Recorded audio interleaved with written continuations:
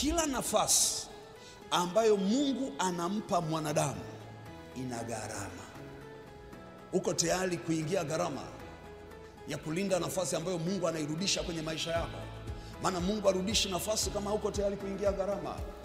Mungu anapotaka kujitambulisha, hawezi kujitambulisha mahali pengine popote isipokuwa kwenye maisha yako, isipokuwa kwenye neema ambayo ameificha ndani yako. Na ndio maana lazima ujue neema yako wewe iko wapi, nguvu yako wewe iko wapi, msaada wako wewe uko wapi. Kuna watu wengi sana wanakwama kwenye maeneo mengi kwa sababu moja, hawajui nguvu zao. Na ndio maana tunapojifunza lazima ujue namna ya kukabiliana na aina za upinzani ambazo zitainuka Mungu anapokuketisha kwenye nafasi. Kuna watu Mungu anaogopa kuwaketisha kwenye nafasi kwa sababu anajua akiwaketisha kwenye nafasi watapotezwa.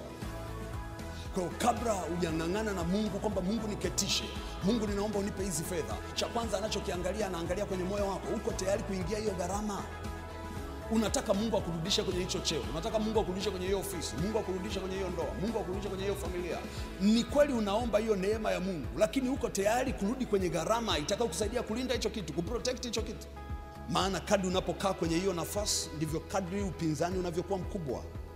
Mungu anataka ujue, unapotafuta kukaa kwenye level ambayo ameikusudia, uwe tayari kwa vita, uwe tayari kuomba, uwe tayari kufunga. Usiseme nafsi yangu sasa kula, enjoy, ufurahi. Kumbuka siku ya leo ni siku ya maombi, kwa hiyo usikae mkao wa siku zote. Siku ya leo ni siku ya maombi, kwa hiyo watu wa worship mwe jirani hapo. Siku ya maombi tunaenda kimaombi. Ninatamani ukitoka hapa uwe mwepesi. Amen. Bwana Yesu asifiwe sana. Ukitoka hapa, kama ulikuja na mzigo umeondoka. Kama ulikuja na jambo lolote linalokuletea shida, hilo jambo leo limekuachia. Jina la Bwana Yesu libarikiwe sana.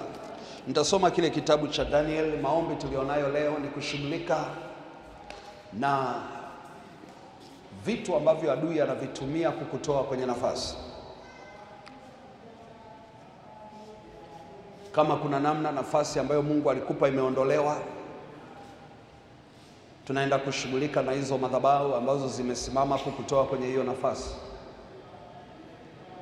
Nafasi yoyote ya ulimwengu wa roho iliyotapeliwa, iliyochukuliwa, iliyoibiwa, iko damu ya Yesu ya kushughulika na hiyo nafasi kwa namna ambayo haujawahi kufikiri.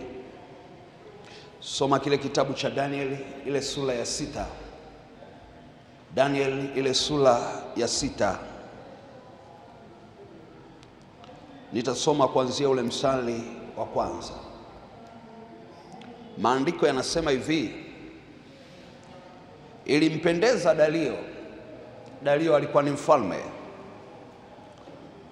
Biblia inasema ilimpendeza Dario kuweka juu ya ufalme maliwali 120.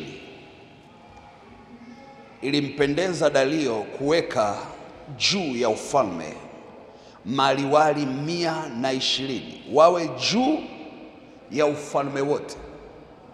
Kwa hiyo Dario alitengeneza cheo kinaitwa uliwali. Liwali ni kiongozi mkuu kwenye eneo. Sasa hawa maliwali ambao Dario aliwatengeneza kama mfalme, Biblia inasema walikuwa 120. Alitaka hawa maliwali wawe juu ya ufalme wote. Kwa Biblia inasema ilimpendeza huyo Dario kuweka juu ya ufalme maliwali 120 wawe juu ya ufalme wote, na juu yao akaweka wakubwa 3. Kwa hiyo juu ya wale 120 alitengeneza wakubwa wangapi? 3. Kwa maandiko yanasema akaweka wakubwa 3, na Daniel alikuwa mmoja wao. Kwa hiyo kwenye ile nafasi ya 120 Daniel alikuwepo, lakini walipotakiwa 3 bado Daniel alikuwa ni mmoja wao. Biblia inasema ili maliwali hawa watoe hesabu kwao. Kwa maliwali 120 watoe hesabu kwa wale watatu ambao Daniel ni mmoja wao, ili maliwali hawa watoe hesabu kwao, mfalme asipate hasara. Kwa hiyo hapa kulikuwa kuna ajenda ya hasara. Mfalme alikuwa anaingia hasara, kwa hiyo akaamua kutengeneza timu ya watu 120 washughulike na mambo yote yanayohusu ufalme. Lakini hawa watu 120 watawajibika kwa nani? Akatengeneza wengine watatu ili hawa 117 watoe hesabu kwa wale wangapi? Watatu. Nini kimetokea? Mfalme anapataga hasara. Mfalme hataki kupata hasara. Mstari wa 3, basi Danieli huyo alipata sifa kuliko wakubwa na maliwali, kwa kuwa roho bora ilikuwa ndani yake, naye mfalme akaazimu kumweka juu ya ufalme wote. Kwa hiyo hata katika wale watatu bado ndani ya Daniel kulionekana roho bora. Hebu sema roho bora. Sema tena roho bora. Ukisoma kwenye Biblia za Kiingereza wametumia neno zuri sana. Wamesema there were exceptional qualities. Yani kuna viwango vilionekana kwa Daniel, huwezi kuviona kwa 120, huviwezi kuviona kwa wale watatu. Daniel alikuwa so distinguished, alikuwa na mfumo wa pekee yake, alikuwa na namna ya kutofautishwa. Waliotafsiri kwa Kiswahili wanasema roho bora ilionekana ndani yake. Waliotafsiri kwa Kiingereza wakasema there were exceptional qualities. Yani kulikuwa na quality, kulikuwa kuna viwango ambavyo huwezi kuvipata kwa mwanadamu mwingine. Na mfalme alipoona kitu cha namna hiyo, akaamua basi wacha Danieli awe juu yao wote. Kwa hiyo na wale watatu nao wanatakiwa kutoa hesabu kwa nani? Kwa Daniel. Kwa 117 watoe hesabu kwa hawa watatu, lakini hawa watatu na wenyewe watoe hesabu kwa nani? Kwa Daniel. Bwana Yesu asifiwe. Jina la Yesu libarikiwe sana. Sasa unisikilize, nataka uelewe haya mambo yatakusaidia. Kila nafasi ambayo Mungu anampa mwanadamu ina gharama. Elewa hicho kitu. Take that point. Kila nafasi ambayo Mungu anampa mwanadamu, hiyo nafasi ina nini? Hebu sema ina gharama. Sema tena ina gharama. Haijalishi hiyo nafasi inakufanya uwe maarufu, haijalishi hiyo nafasi inakufanya uwe na pesa, haijalishi hiyo nafasi inakufanya ujulikane, haijalishi watu wengine ni ndoto zao kuwa na nafasi ambayo wewe uko nayo. Lakini nataka uelewe kila nafasi ambayo Mungu anampa mwanadamu, hiyo nafasi ina gharama. Mungu akikupa jina, kuwa na jina ni gharama. Mungu akikupa fedha, kuwa na fedha ni gharama. Mungu akikupa mali, kuwa na mali ni gharama. Mungu akikupa kujulikana, kujulikana ni gharama. Kwa nini? Kwa sababu kila mtu anataka kuwa mahali ulipo, na wengine kwa sababu wameshindwa kuwa mahali ulipo wanaanzisha fitna, wanaanzisha upinzani, wanainua vikwazo. Kwa nini wewe uko hapo? Kwa nini wewe umesimama kwenye hiyo nafasi? Mimi sijui kama wote mnafahamu matatizo yote ambayo Ayubu aliyapata ni nafasi tu aliyokuwa nayo. Mungu alimpa heshima kubwa kwa kiwango ambacho mpaka alikuwa anaweza kumsifia kwa shetani. Shetani hiyo siku amejipenyeza, watoto wa Mungu wamejihudhurisha mbele za Mungu, na yeye akajipenyeza hapo. Mungu anatazama ni watoto wake walikuwa wanatakiwa kuonana naye. Anaona na shetani naye kajipenyeza hapo. Anamuuliza, wewe shetani umetoka wapi? Anamwambia, nilikuwa nazunguka huko duniani, nikaona kuna watoto wako wanakuja hapa na mimi nikajipenyeza hapo. Una shida gani wewe shetani? Basi tu mimi niko kwenye mizululo yangu. Umemuona mtumishi wangu Ayubu? Umemuona mtu mwenye haki, mtu aliyefanikiwa? Umeona nilivyomuinua? Umeona nilivyompa jina? Umeona nilivyompa nafasi? Umeona jinsi ambavyo hakuna mtu mwingine anayefanana naye katika nchi nzima ya Usi? Umemuona? Pale pale shida ilianzia. Shetani akasema, unafikiri anakupenda bure? Pale pale matatizo ndio yalipoanzia. Shida za Ayubu zilianzia wapi? Kwenye nafasi, kwenye heshima, kwenye kibali, kwenye utajiri, kwenye vitu ambavyo Mungu alikuwa amempa. Nini ninachotaka uone? Nafasi yoyote ambayo Mungu anampa mwanadamu, hiyo nafasi ina gharama. Kama uko tayari kuingia gharama kulinda nafasi ambayo Mungu anakupa, ni bora usiombe hiyo nafasi. Kama ilichukuliwa basi isirudi. Kama ilitapeliwa ikae huko. Maana maombi tunayoyaomba ni maombi serious. Tumekubaliana na madhabahu za mbinguni, na wako malaika ambao wako kazini. Mungu anitumi mahali bila sababu. Kuna mtu Mungu ameamua kumrudishia nafasi juma hili. Kuna mtu Mungu ameamua kumrudisha kazini juma hili. Ameamua kumrudisha kwenye ndoa juma hili. Ameamua kumrudishia watoto juma hili. Kuna mtu ambaye pesa zake zinarudishwa juma hili. Kuna mtu ambaye jina lake linasikika tena kwenye juma hili. Hakuna mahali Mungu amenipeleka bila sababu. Kwa hiyo uelewe, uko tayari kuingia gharama ya kulinda nafasi ambayo Mungu anairudisha kwenye maisha yako? Maana Mungu arudishi nafasi kama uko tayari kuingia gharama. Nimekueleza, nimekwambia kila nafasi ina gharama. Lazima ujifunze kulinda kitu ambacho Mungu anakupa. Bwana Yesu asifiwe sana. Nimekueleza shida alizokutana nazo Ayubu zilikuwa ni kwa sababu ya position, zilikuwa ni sababu ya nafasi.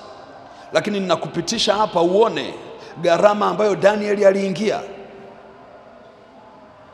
Danieli tumesoma hapa, Biblia inasema roho bora ilionekana ndani yake. Swali ninalokuuliza, kwa nini roho bora ilionekana ndani yake? Kwa sababu namna alivyoumbwa, namna alivyotengenezwa. Nilikufundisha nikakwambia, kabla haujaja duniani Mungu anaandaa kwanza nafasi.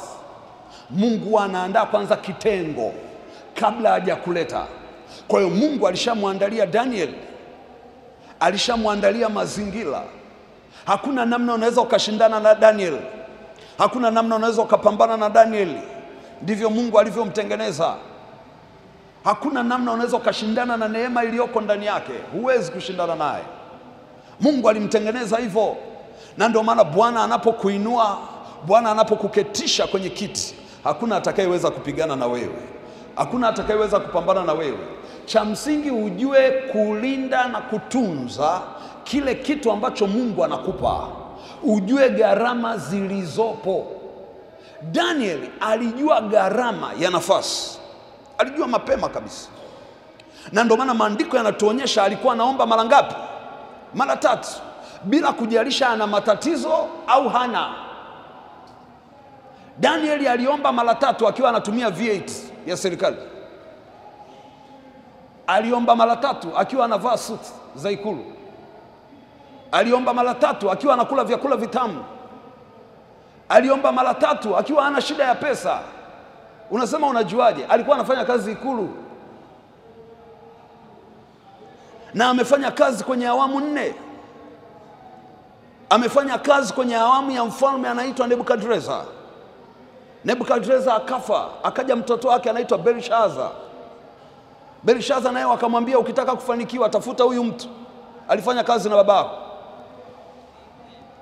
Tunakwenda sawa? Danieli akafanya kazi na Belshaza. Danieli akaja akafanya kazi na Dario.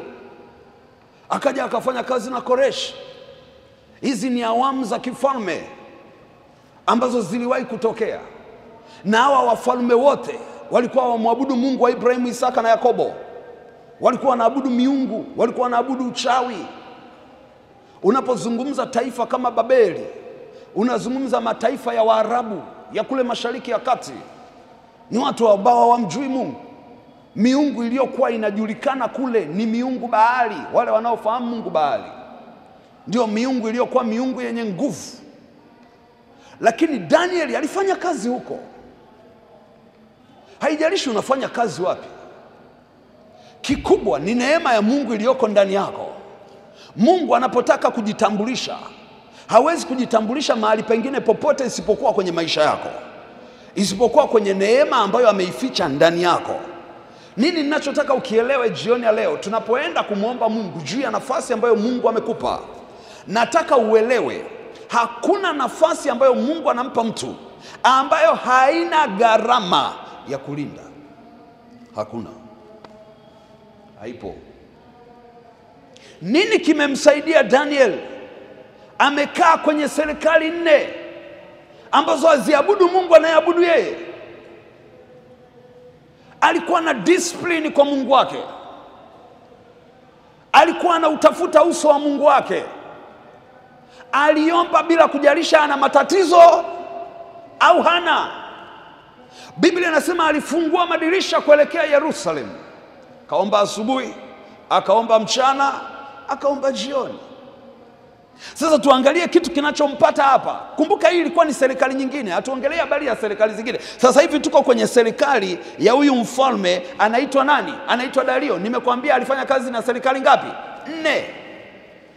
Sasa hivi tuko kwenye serikali ya mfalme anaitwa Dario.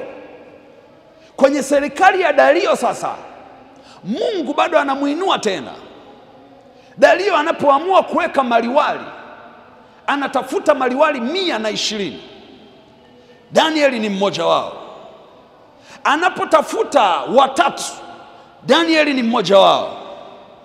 Anapogundua kuna kitu cha tofauti ndani ya Danieli ni kiongozi wao. Jina la Bwana Yesu libarikiwe. Hiyo neema iwe juu yako katika jina la Yesu. Ninajua Bwana atakusaidia kulinda kwa maombi. Leo ninakuombea upako wa kukaa kwenye nafasi. Hata ile nafasi ambayo wewe uliona hauimudu, Bwana akakupe neema ya kuimudu katika jina la Yesu. Hata ile nafasi ambayo wewe mwenyewe uliikimbia, leo Bwana anaenda kukupa hizo qualities. Unaenda kukalia hicho kiti. Ninamjua Mungu ninayemwabudu na kumtumikia. Niliomba na rafiki yangu mmoja akiwa analipwa mshahara wa 400. Akiwa analipwa ule mshahara wa 400. Unisikilize, hiki kitu kitakusaidia. Ni rafiki yangu sana. Akawa na maisha magumu sana. Alikuwa na kigari kimoja, kila akikiendesha kinazimika. Alikuwa anajua mafundi wote. Na kila nikikutana naye namwambia hiki kigari bwana mimi kinaniboa sana. Ananiambia mtumishi, hiki kigari bwana wewe acha tu. Yaani hiki kigari kinanisaidia sana. Nikamwambia hapana. Bwana atupe gari nyingine. Huyo rafiki yangu yuko hapa Dar es Salaam. Sitasema yuko wapi. Kwa sababu ni rafiki yangu sana, kila nikija Dar es Salaam yeye ndo anakuja kunipokea afu na kile kigari, unajua. Afu nikiingia kwenye kile kigari nakasirika, maana hakina hata AC. Kuna kasirika. Siku moja nikamwambia unisikilize vizuri. Hii sio nafasi yako. Nikamwambia hebu tuingie kwenye maombi. Kwa nini nakasirika kila ninapokutana na wewe? Kwa nini nakasirika kila ninapoingia kwenye hii gari? Hebu tungangane na Mungu vizuri. Nikamwomba Mungu kwa mzigo sana. Mungu akaja akamuingizia mzigo ye mwenyewe. Akaingia kwenye maombi ya kufunga, nafikiri kama ya siku 21 hivi. Anaomba kwa ajili ya nafasi. Mungu umenipa nafasi gani kwenye huu mji wa Dar es Salaam? Umenipa uchumi gani kwenye huu mji? Mungu ingilia kati. Haya maisha ninayoishi mbona kama sio ya kwangu? Kaomba siku ya kwanza, kaomba siku ya pili, kaomba siku ya tatu, kaenda siku ya 18. Mungu akamletea ndoto. Kaota ndoto. Yuko gerezani. Amefungwa pingu kwenye mikono. Alafu watu wanakuja kumwangalia gerezani. Wakiwa wanakuja kumwangalia gerezani, anasikia uchungu moyoni. Kwa nini niko gerezani? Haelewi sababu kwa nini yuko gerezani. Haelewi sababu kwa nini watu wanakuja kumtazama gerezani.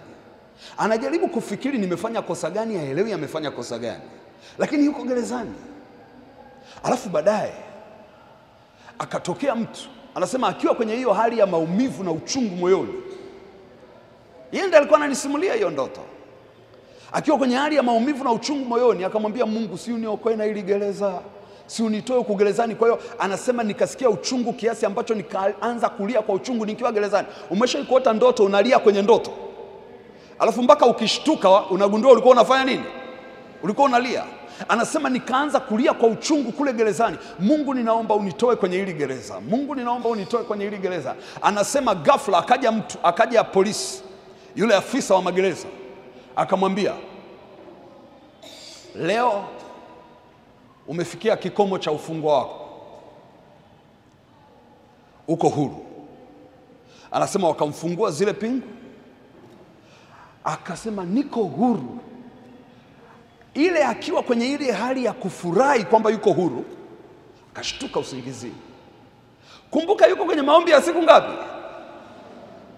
Ni mtu ameokoka, amejazwa Roho Mtakatifu, ni Mkristo safi, lakini anajiuliza, hii ndoto maana yake nini?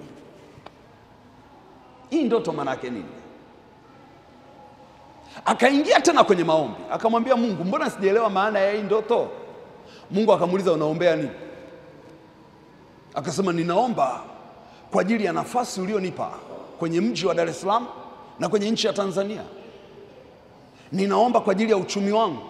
Mungu akamwambia, nimekutoa kwenye kifungo kilichokuwa kinakuzuia, nimekurudisha kwenye nafasi. Akanisimulia, akaniambia, mwalimu, unajua kilichotokea? Nikamwambia, nini kimetokea? Akaniambia, Mungu amenitoa gerezani. Nikamwambia, wewe ulikuwa kwenye gereza lipi? Akaniambia, Mungu amenitoa gerezani. Akanisimulia hiyo ndoto. Tukaingia kwenye maombi ya kumshukuru Mungu. Mungu, tunakushukuru kwa sababu umemtoa huyu ndugu yetu kwenye hili gereza. Unisikilize, hazikupita wiki mbili akaona nafasi za kazi, aka-apply. Nafasi aliyokuwa ana-apply katika hali ya kibinadamu na kwa mshahara ambao yeye anaupata saa hiyo, ni mashariki na magharibi, kaskazini na kusini, haviendani kabisa. Akanipigia simu, akaniambia, kuna kazi nimeapply, niombee tu, lakini bwana, hii kazi sijui kama nitapata. Akamwambia, kuna shida gani? Sasa bwana, mshahara wake 3 milioni. Nikamwambia, serious? Akaniambia, kabisa. Nikamwambia, hiyo ndo kazi yetu sasa. Nikamwambia, hiyo ndio kazi yetu sasa. Nikamwambia, cha kwanza, Mungu akikupa hiyo kazi tunabadilisha gari. Maana mimi shida yangu ilikuwa ni lile gari, ndio ilikuwa shida yangu kubwa. Kwa nilipoanza kuomba, nilimwambia Mungu, huyu mtu apewe hiyo kazi kwa sababu ya lile gari. Nataka umsaidie kubadilisha lile gari. Mungu ingilia kati.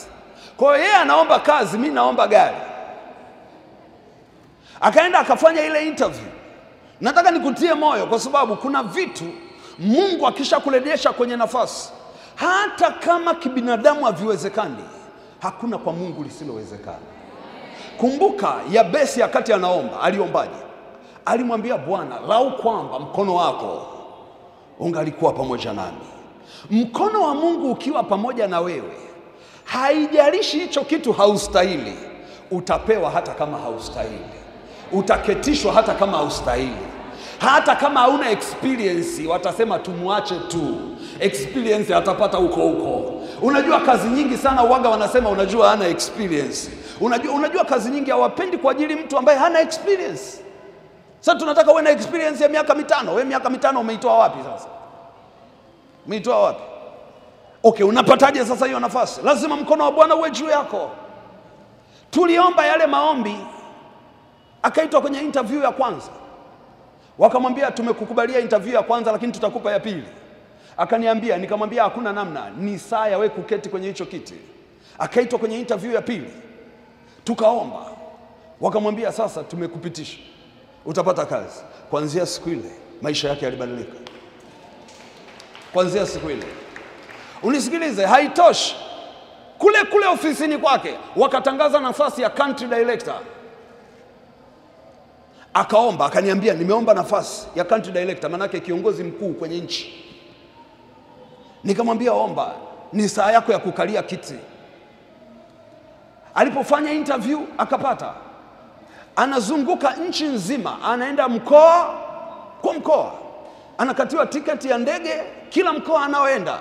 Analipiwa 5-star hotel ili kwenda kukagua miradi ya hayo maeneo. Lakini kumbuka, alikuwa analipwa mshahara wa $400 na alikuwa ana gari ambayo lazima ikutane na fundi kila wiki ili itembee. Tulipoomba kwenye nafasi, Mungu ingilia kati. Nafasi iliyozuiwa, kibali kilichozuiwa, heshima iliyozuiwa, Mungu ingilia kati, Mungu ingilia kati, Mungu ingilia kati. Mungu alifungua milango. Kwa nini nimekusemesha hiki kitu? Kwa sababu kuna watu wengi sana ambao hawajakaa kwenye nafasi ambazo Mungu anataka, kwa sababu shetani amewaambia sio kwa ajili yako. Sio kwa ajili yako. Hiki kitu wewe hauwezi. Hiki kitu kinataka experience. Hiki kitu kinataka watu waliosomea kitu fulani. Unisikilize, baada ya maombi haya, nenda kaombe, nenda ka apply, nenda kafanye chochote cha imani. Milango inaenda kufunguka katika jina la Yesu. Haijalishi. Biblia inasema imani ni kuwa na uhakika juu ya kitu unachokitarajia. Tulifanya maombi ya aina hii nikiwa Kigoma. Kwa nafundisha semina pale Kigoma. Tukafanya haya maombi. Nilipokuwa ninafundisha siku ya maombi, nikawaambia hata kama kuna mahali uliapply kazi hawajakuita, cha msingi una simu yao, baada ya maombi wapigie. Nilisikia Roho Mtakatifu akinisemesha hivyo kwenye madhabahu. Nikasema unajua una namba yao, ulifanya interview hawajakuita, piga simu. Kijana mmoja akatoka na hiyo imani. Unisikiliza, imani ni uhakika juu ya kitu ambacho wewe unakitaka kwa Mungu wako. Yule kijana akatoka akaenda akapiga simu. Akapiga simu, simu ikapokelewa. Yeye aliomba kazi Mwanza, lakini anaishi Kigoma. Akapiga simu, akasema napiga simu kwenye kampuni fulani, wakamwambia ndio. Akasema niliwahi kuomba kazi hapo. Wakamwambia unaitwa nani? Akasema sasa unasemaje? Akasema nilikuwa nauliza kwa sababu mliniita kwenye interview, lakini hamkuniambia kitu chochote. Hamkunisemesha kitu chochote. Kwa hiyo nimepiga simu kujua nini kinachoendelea, kwa sababu mimi nataka kuja kazini.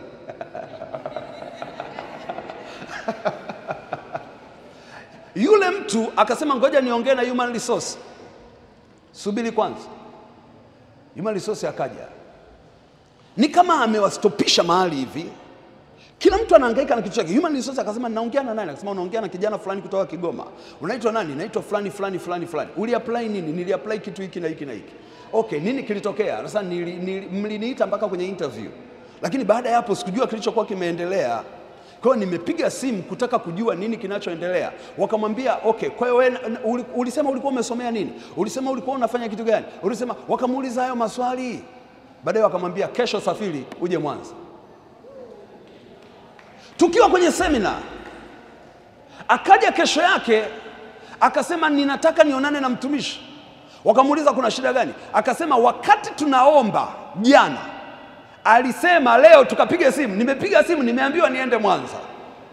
Jina la Yesu libarikiwe sana. Haleluya, haleluya. Na wewe huo mlango ukakufungukie katika jina la Yesu. Haijalishi mahali popote palipokuwa pamezuiwa. Lakini kitu ambacho Roho Mtakatifu amenisemesha ni kuambie, ataufungua huo mlango, lakini anataka ujue kila mlango unaofunguliwa una gharama. Hicho ndio kitu Roho Mtakatifu ameniambia nikwambie. Yuko tayari kufanya kwa ajili yako. Yuko tayari kufungua huo mlango.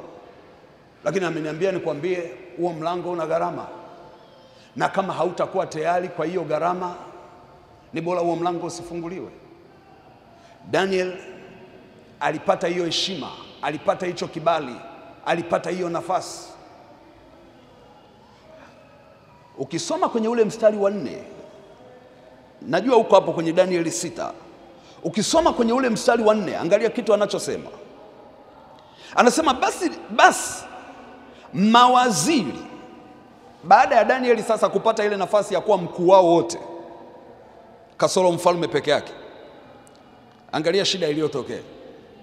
Biblia inasema hivi, basi mawaziri na maamiri wakatafuta sana kupata sababu za kumshtaki. Wakatafuta sana. Hebu sema wakatafuta sana. Sema tena wakatafuta sana. Sitaki kilichowahi kukuondoa kwenye nafasi mara ya kwanza kikakuondoe mara ya pili. Sitaki upinzani uliowahi kukutana nao mara ya kwanza ukakuweze mara ya pili. Na ndio maana tunapojifunza lazima ujue namna ya kukabiliana na aina za upinzani ambazo zitainuka Mungu anapokuketisha kwenye nafasi. Huyu ndugu alipoketishwa kwenye nafasi ambayo inampa heshima, inampa fedha, inampa utukufu, inampa kibali, alipoketishwa kwenye ile nafasi, waliompiga vita, na hapa nataka uelewe mtoto wa Mungu, vita utakayopigwa ni ile inayoendana na nafasi. Ukipokea mshahara wa milioni 4, utapigwa vita na wanaopokea mshahara wa karibia na milioni 4 hapo hapo. Ukiwa waziri utapigwa vita na mawaziri. Ukiwa mbunge utapigwa vita na wabunge. Unapigwa vita na watu ambao wana status inayofanana na ya kwako. Usitegemee utapigwa vita sana na wale walioko kule chini. Waliompiga vita Daniel ni mawaziri. Ndivyo Biblia inavyosema. Basi mawaziri na maamiri wakatafuta sana kupata sababu za kumshtaki Danieli kwa habari ya mambo ya ufalme, lakini hawakuweza kuona sababu wala kosa, kwa maana alikuwa mwaminifu. Hawakuweza kuona sababu, hawakuweza kuona kosa. Kwa nini? Alikuwa mwaminifu. Kwa nini? Nguvu za Mungu zilikuwa zimemfunika. Kwa nini? Utukufu wa Mungu ulikuwa pamoja naye. Hawakuweza kuona sababu. Niulizie jirani yako, wakikutafuta wewe hawataona sababu? Hawataona kosa? Halo, Bwana Yesu asifiwe sana. Mwenzangu na mimi ukitafutwa, hawataona kosa, hawataona sababu. Okay, nini kilimsaidia Daniel wasione sababu? Huku kwenye Biblia inasema alionekana kuwa ni mwaminifu. Ndivyo Biblia inavyosema. Lakini ukifuatilia kwa undani utagundua kilichomsaidia Daniel ni ile coverage ya nguvu za Mungu, ile presence ya nguvu za Mungu, ule utukufu wa Mungu uliokuwa umemfunika, ile neema ya Mungu ambayo ilikuwa imemfunika. Kila mlango wanaojaribisha kugonga ufunguki, kila mahali wanapojaribisha kuingia hapaingiliki, kila fitna wanaotakiwa kuitengeneza haitengenezeki. Kwa nini? Huyu mtu ana personal discipline, ana nidhamu binafsi ya kuomba asubuhi, mchana na jioni kwa Mungu wake. Wewe unampatia wapi? Unampatia wapi? Mwenzangu na mimi ukipandishwa cheo tu, ukapata na skrini ya inchi 75 pale sebuleni, hakuna tena kuomba. Ni mwendo wa tamthilia kwa kwenda mbele. Bahati mbaya sizijui majina. Ningezijua majina ningekuambia nitamthilia zipi. Halo. Nakumbuka moja ilikuwa inaitwa Sultani. Ndio naikumbuka. Tunakwenda sawa. Unaomba saa ngapi? Unasoma neno saa ngapi?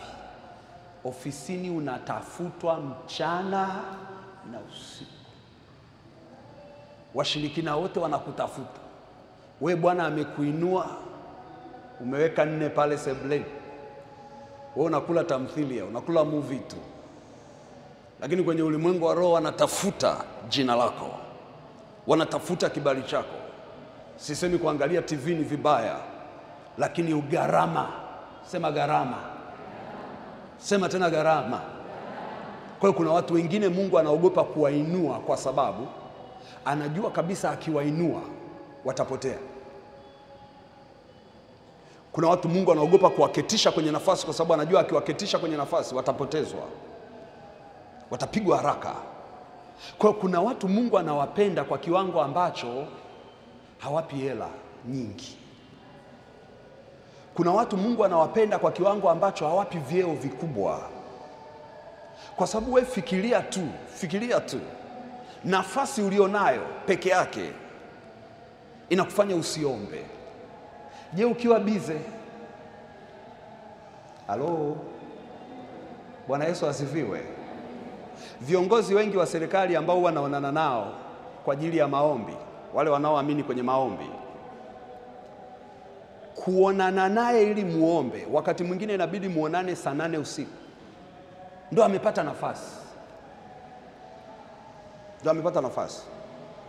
Na wakati mwingine anakuambia mtumishi, tukimaliza hapa nina vikao vingine viwili vinanisubiri. Unamuuliza, wewe unalala saa ngapi? Unalala saa ngapi? Mbea mtumishi, usingizi sio sehemu ya maisha yangu. Sema gharama. Alafu kuna mtu huku nje anasema natamani sana ile nafasi. Tamani sana ile nafasi. Lakini lazima ujue na gharama iliyoko kwenye hiyo nafasi.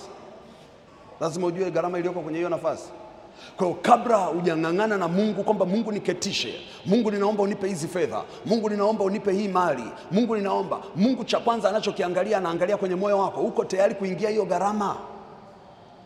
Kwa sababu gharama ziko za aina mbili. Gharama ya kwanza ni maadui ambao watainuka wakishindana na wewe kwenye hiyo nafasi. Gharama ya pili ni namna ambavyo wewe unatakiwa kulinda hicho kitu, bila kujalisha uko bize kiasi gani. Ukilinde kwa maombi, kilinde kwa nguvu za Mungu. Uhakikishe muda wote nguvu za Mungu ziko juu yako. Uhakikishe muda wote neema ya Mungu imekufunika. Kinyume chake unapigwa.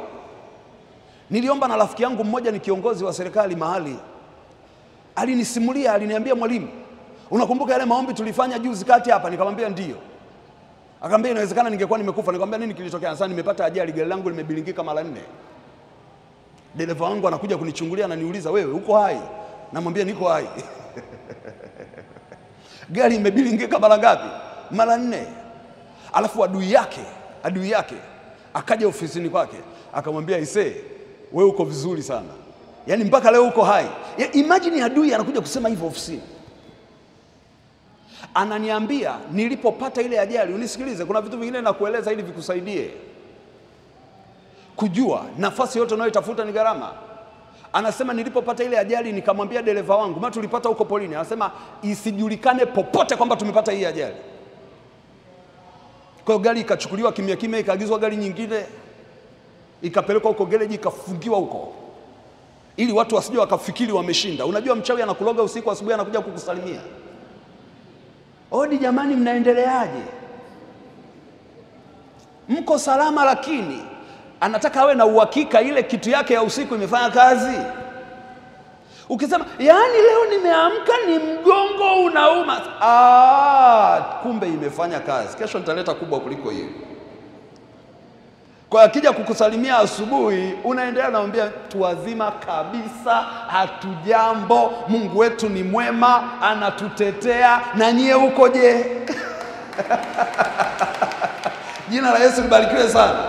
Hata kama unajua usiku mzima hujafanya nini, haujalala, usikubali adui agundue kwamba kimekupata. Usikubali adui ajue kimekupata. Akijua kimekupata, kesho analeta kubwa kuliko hiyo. Sasa kumbe hii iliingia na leta nyingine. Alinifundisha kitu cha ajabu sana yule kiongozi. Akaniambia lile gari tukalichukua tukalipeleka huko garage. Hakuna mtu anatakiwa kujua kilichotokea. Na anasema sikumwambia mtu yeyote. Nikamwambia ulifanya vema. Kwa hiyo kafanya. Sasa baada ya hapo tukaingia kwenye maombi. Tukaomba. Tukamwamini Mungu kwamba kwa sababu ametuokoa ataendelea kutuokoa. Wakatafuta gari nyingine, wakaendelea na safari. Bwana Yesu asifiwe sana. Okay, aliyesababisha ajali anatafuta nini? Nafasi. Ana kitu kingine anatafuta. Tafuta nafasi. Kwa swali jepesi ninalokuuliza, tunamuomba Mungu akuketishe kwenye nafasi. tunamwomba Mungu arejeshe kama kuna vitu vimechukuliwa, kama kuna vitu vimeibiwa. Uko tayari? Bwana Yesu asifiwe. Danieli wakati wanamtafuta, Biblia inasema hawakuona kosa wala hatia ndani yake. Hawakuona, halikuonekana kosa, haikuonekana hatia. Kwa nini? Kafunikwa. Hakuna mwanadamu ambaye hana kosa, hakuna mwanadamu ambaye hana hatia. Unisikilize, itakusaidia. Kila mtu ana mapungufu, lakini neema ya Mungu ikikufunika hayaonekani. Kuna namna Mungu anapangua, kuna namna Mungu anapangua. Watu wakikutazama wanaona vitu vyako vimenyooka, lakini subiri mkono wa Mungu uondoke juu yako. Kila mtu anaona kosa lako, kila mtu anaona ubaya wako, kila mtu anaona shida zako, lakini mkono wa Mungu ukiwa pamoja na wewe, hakuna kosa linaonekana, maana yeye anakukava kwenye kila eneo. Na ndio maana lazima uelewe kwamba Roho Mtakatifu, moja ya kazi yake ni kukuongoza, moja ya kazi yake ni kukufundisha, moja ya kazi yake ni kukuonyesha njia. Moja ya kazi ya damu ya Yesu iliyomwagika pale msalabani ni kusimama kama mwanasheria wako. Kuna wakati watatafuta namna ya kukusema vibaya, yeye anasimama kama mwanasheria wako, anakutetea. Hata wewe hujui unatetewa, hata wewe hujui unasaidiwa. Na ndio maana lazima siku zote uchunge mkono wa Mungu kwa juu yako. Mkono wa Mungu ukiondoka juu yako, umekwisha. Walimtafuta huyu ndugu wakamkosa kwenye kila eneo, wakasema kwa kuwa tumemkosa kwenye kila eneo na hakuna namna tutampata, tutafute vitu vinavyohusu sheria ya Mungu anayemwabudu. Wakatengeneza sheria. Sheria inasema nini? Asionekane mtu atakayeabudu Mungu mwingine isipokuwa miungu iliyoko huku Babeli. Na huyo mtu akipatikana, hukumu yake ni nini? Ni kifo. Na tutamuua namna gani? Tutamtupa kwenye shimo la simba, simba wenye njaa. Wale mawaziri na maamiri hawakuishia tu kutengeneza mpango, wakatengeneza na sheria, wakaigonga na muhuri, wakamfuata mfalme, wakamwambia mfalme, sikiliza, sisi ndi viongozi uliotuamini ukatuweka kwenye nafasi. Ndiyo, nimewaamini, nimewaweka kwenye nafasi. Tumekubaliana. Mmekubaliana nini? Asionekane mtu kwenye utawala wako atakayeenda kinyume cha utaratibu wako. Mfalme akasema hilo jambo ni zuri. Asijue anayetafuta ni rafiki yake, anayemshauri, anayemtetea, anayemuongoza. Asijue anayetafutwa ni mtu ambaye yuko karibu na yeye. Akasema hiyo sheria ni nzuri. Kwa hiyo mnatakaje? Akasema tunataka mfalme upitishe hii kitu. Tunataka muhuri wako hapa. Sisi tumeshakubaliana. Mfalme akasema kama nyinyi mmekubaliana, mimi sina sababu ya kuzuia. Na yeye akagonga muhuri wake pale. Ikawa sheria na ikatangazwa. Biblia inasema hata Danieli alipojua kwamba hizo sheria zimepitishwa, hakuacha. Kwa nini? Kwa sababu kile kinachosababisha upate heshima ndicho kitakachokutetea, ndicho kitakachokusaidia, ndicho kitakachokuinua saa ya anguko lako, ndicho kitakachokuvusha saa ambayo wanataka usivuke. Na ndio maana lazima ujue neema yako wewe iko wapi, nguvu yako wewe iko wapi, msaada wako wewe uko wapi. Lazima ujue hicho kitu, na lazima ujue, kwa sababu siku zote if you are not connected to the source of power, kuna watu wengi sana wanakwama kwenye maeneo mengi kwa sababu moja, hawajui nguvu zao. Nisaidie kumuuliza jirani yako, nguvu zako wewe ni zipi? Bwana Yesu asifiwe sana. Jina la Yesu libarikiwe. Mnakumbuka lile swali ambalo Delila alimuuliza Samson? Mnalikumbuka? Delila alimuuliza Samson, alimwambia Samson, naomba unisaidie kujua asili ya nguvu zako. I want to know the source of your power. Nataka asili. Nini kinakupa heshima? Nini kinakupa kiburi? Nini kinasababisha unaua watu, tena wanajeshi? Mnakumbuka vitu Samsoni alikuwa anafanya, viliwachanganya akili wale watu. Nafasi ambayo Mungu alikuwa amempa ilikuwa sio nafasi nyepesi. Samsoni aliua siku moja wanajeshi 3,000 kwa utaya wa punda. Hivi wanaume 3 tu wewe tukikushika vizuri tunakuweza? Samsoni alipiga 3,000 nani wanajeshi. Aliwapiga wote akawalaza chini, akiwa na utaya wa punda. Delila anasema no, I need to know the source of your power. Nataka kujua asili ya nguvu zako ni ipi. Mtoto wa Mungu lazima uwe na asili ya nguvu zako. Lazima hiyo ijulikane. What is the source of your power? Nini kinakupa wewe kiburi? Nini kinakupa wewe jeuri? Nini kinakuweka wewe mjini? Nini kinakuweka wewe kwenye hiyo nafasi? Nini kinasababisha wewe na pesa? Nini kinasababisha wewe wakirusha hiyo mishale isikupate? Lazima tujue. Sasa bahati mbaya kuna mtu mwingine hata yeye mwenyewe hajui. Atakumaliza asubuhi. Bwana Yesu asifiwe. Unajua neema aliyokuwa nayo Samson alipokaa kwenye ile nafasi ilikuwa sio neema ya kawaida. Wale wanaofuatilia maandiko wanajua. Kuna siku Samson alikuwa amekamatwa, alikuwa kule Gaza. Wale wanaofuatilia BBC na Al Jazeera na television kubwa kubwa, si mnajua mapambano ya Israeli na kule Gaza. Kuna siku Samson alikuwa ameenda kule Gaza. Alikuwa ameenda Gaza. Akiwa kule Gaza saa 9 usiku. Na kadiria ilikuwa saa 9 kwa sababu Biblia inasema usiku wa manane. Roho Mtakatifu akamwambia Samson, wamekuvizia, wanakuotea, wanataka kukuua. Na Samson anajua vita anayopigana ni vita ya nafasi. Akamuuliza Mungu, nifanyeje? Mungu akamwambia ondoka usiku huu. Kikaa hapa mpaka asubuhi umekwisha. Biblia inasema usiku huo Samson akaanza safari. Anakimbia Gaza. Akiwa anakimbia Gaza analiendea lango la mji. Kipindi kile mji una mlango. Yaani ukitaka kuingia Dar es Salaam lazima uingie kwenye lango la mji. Sasa sijui lango la mji wa Dar es Salaam lingekuwa wapi. Sijui ndio lingekuwa Kibaha kule, au sijui ndio lingekuwa Chalinze, sijui lingekuwa Ruvu, mimi sijui. Sijui upande huo kwenda Bagamoyo lingekuwa wapi, mimi sielewi. Sijui ndio lingekuwa kule Bunju, I don't know.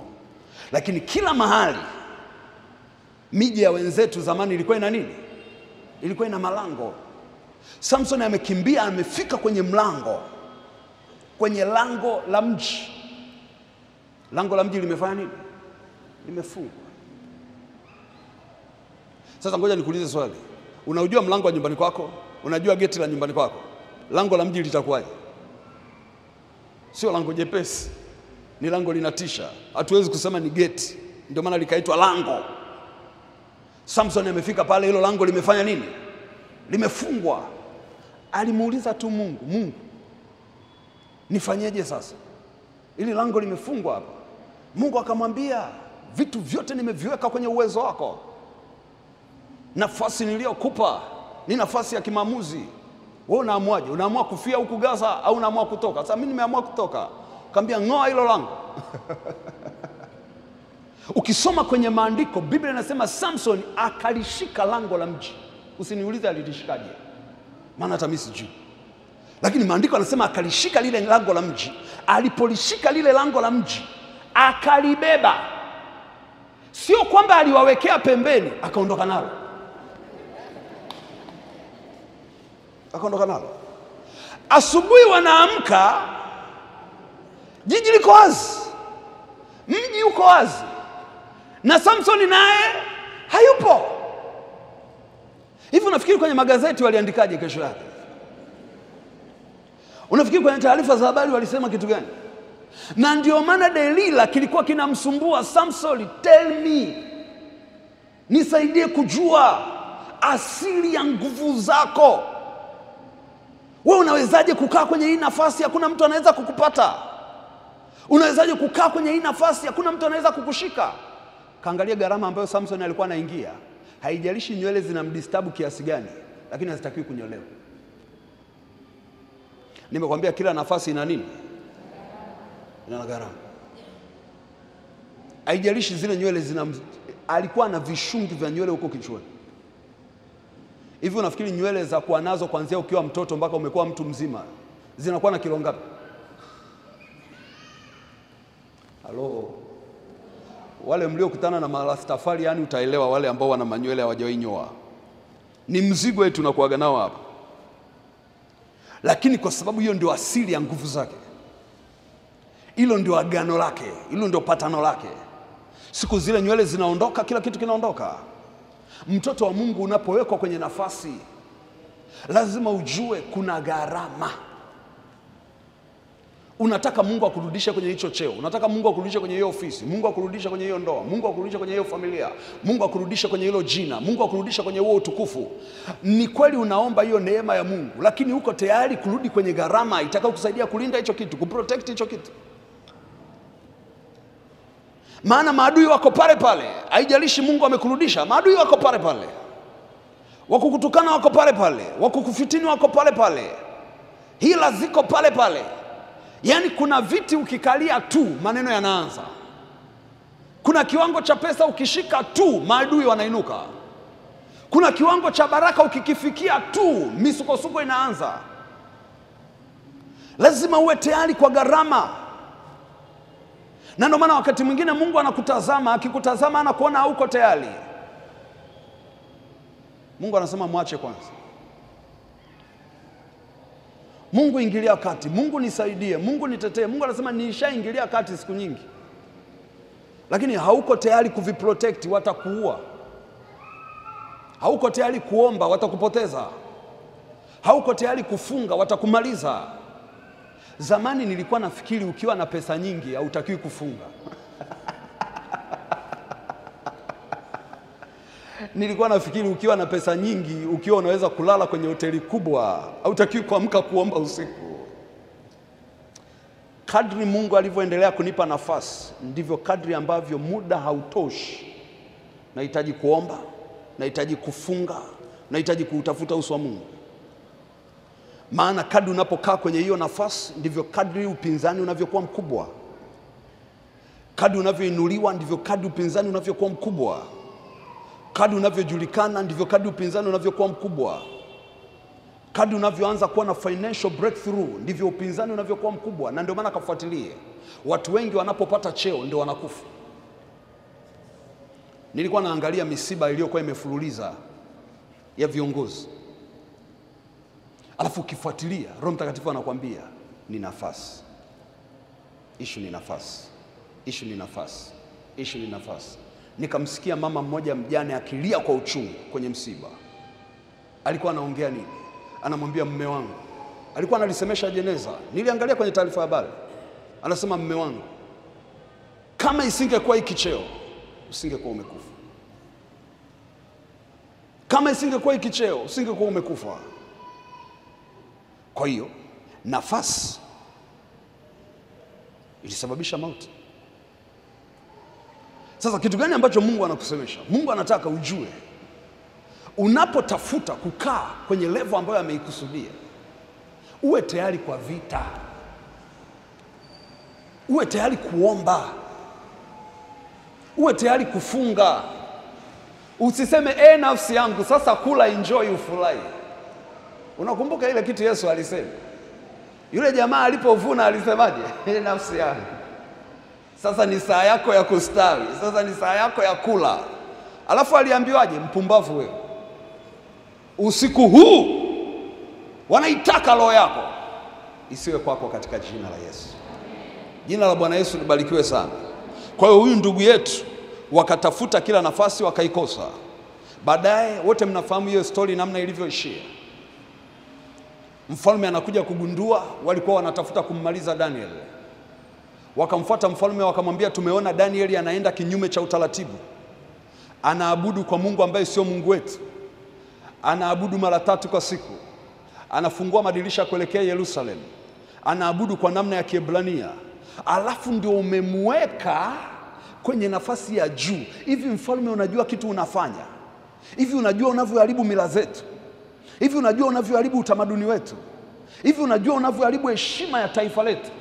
Unawezaje kumpa mtu cheo kikubwa namna hiyo, alafu haabudu unavyotakiwa kuabudu, hafanyi unavyotakiwa kufanya? Hivi hata hawa wengine watajifunza nini? Kwa nini umpe nafasi ya juu kiasi hicho? Kwa unaweza ukaelewa kilichokuwa kinatafutwa ni nini? Ni nafasi. Wakamwambia, na kwa sababu ulishapitisha mwenyewe hiyo sheria. Sheria inasema nini? Mfalme atupwe kwenye tundu la simba. Kasema basi mfalme, sheria ichukue mkondo wake. Danieli akakamatwa, kashikwa, kapelekwa kwenye simba wakali. akatupwa kwenye lile shimo. Kwa nini anakutana na hii misukosuko? Nafasi. Ukisoma kwenye ule mstari wa 18, hiyo Danieli 6:18, Biblia inasema kisha mfalme akaenda nyumbani kwake baada ya Danieli kukamatwa na kutupwa kwenye shimo la simba. Nataka uone maisha ya mfalme yalikuwaje kuanzia hapo. Biblia inasema kisha mfalme akaenda nyumbani kwake, akakesha usiku kucha. Akakesha usiku kucha, akafunga. Yaani mfalme sasa leo ndio yuko kwenye maombi. Biblia inasema akakesha usiku kucha, akafunga, na vinanda havikuletwa mbele yake. Ilikuwaga ni utaratibu wa mfalme wakati wa jioni, wakati wa dina, wakati wa chakula cha jioni, wanakuja watu na vinanda, wanakuja watu na vinubi, wanapiga dan dan dan dan dan. Mfalme anaenjoy, wanakuja watu pale, wanashiriki dina, wanapata chakula cha jioni. Siku hiyo alisema sitaki kusikia kinanda, sitaki kusikia kitu chochote kinapigwa leo. Biblia inasema vinanda havikuletwa mbele yake, na usingizi wake ukampa. Kwa hiyo amefunga, amekesha, kazuia, hakuna sherehe yoyote siku hiyo kwenye nyumba ya mfalme, hakuna dina. Anamuombolezea nani? Maana anawajua wale simba hawanaga utani na mtu, hawanaga mchezo na mtu. Yaani saa hiyo akiwa nyumbani kwake anajua saa hii ndo anamalizia, sijui ndo kidole, anajua saa hii inawezekana ndo anatafuna jicho la Daniel.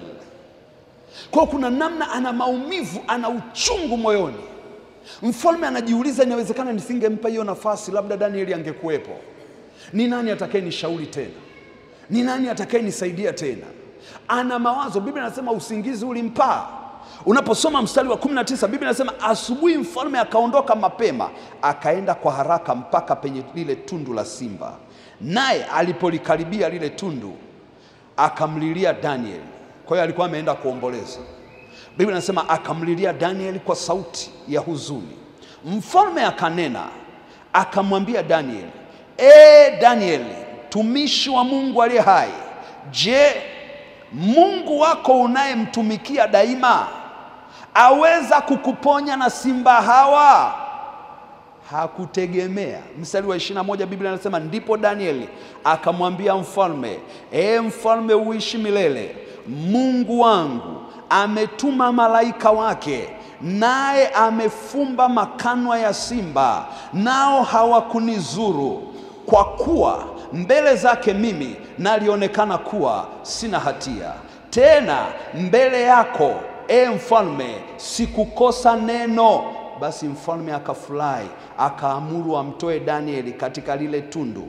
Ndipo Danieli akatolewa katika lile tundu, wala dhara lolote halikuonekana mwilini mwake, kwa sababu alikuwa anamtumaini Mungu wake. Mfalme akaamuru, nao wakawaleta wale watu waliomshtaki Danieli, wakawatupa katika tundu la simba, wao na watoto wao na wake zao, na wale simba wakawashinda, wakawavunja mifupa yao vipande vipande, kabla hawajafika chini ya tundu.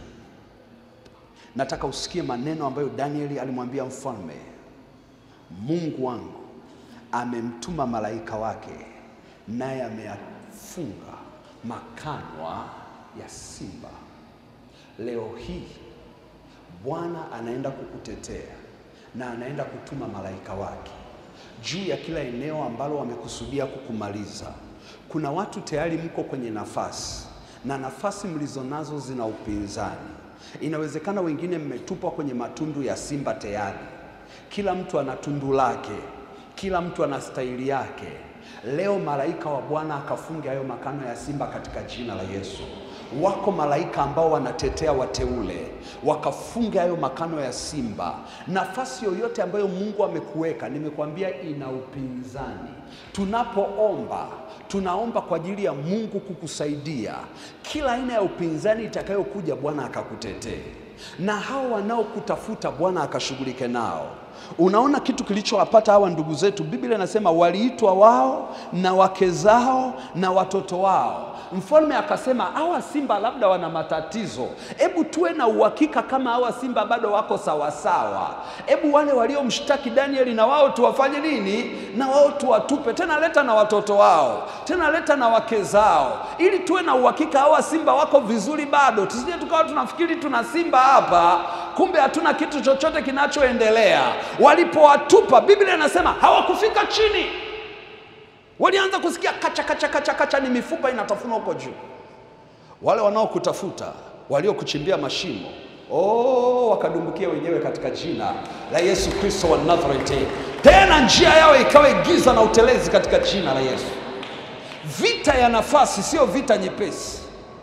Pinzani ulioko kwenye nafasi sio pinzani mwepesi. Lazima wewe unamjua Mungu unayemwamini, lazima wewe unamjua Mungu unayemtumikia.